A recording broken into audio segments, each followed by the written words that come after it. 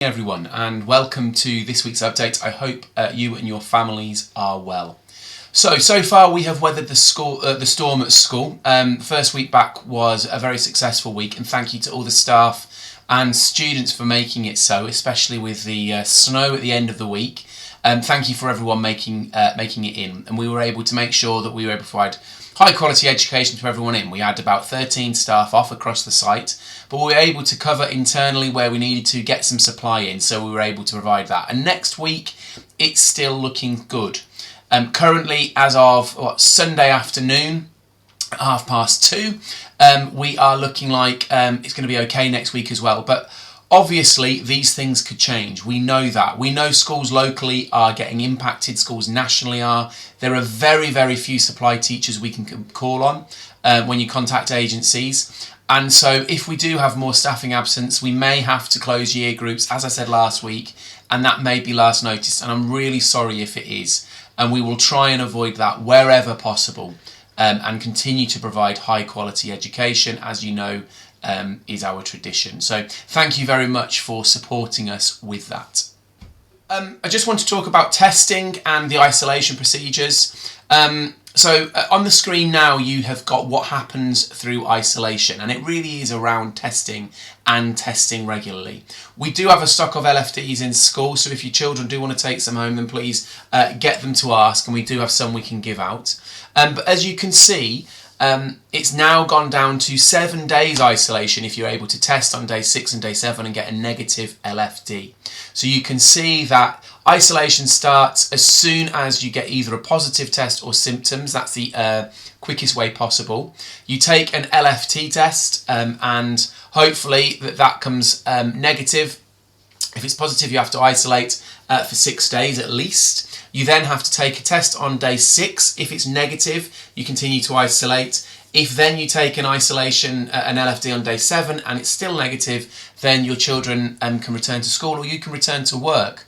If it's positive, you have to continue to isolate until day 10. Day 10, you are allowed out of isolation once you've had a negative LFD, and after day 10 then you can continue, and as long as you haven't got any symptoms and a high temperature, you can come out of isolation. If you have a positive case at home, your children can still come to school. Okay, that's the change as well. Now obviously we're going to do everything we can to keep it safe, and we're trying to keep an eye on the numbers, but attendance is really important. Children have missed out a lot of school, and obviously we want every child to be in school as much as possible. Our attendance is down by about 5% than this time in 2019 when we weren't had COVID. And not all of that is about COVID. It's really important we get children into school, so please, please, please support us with that.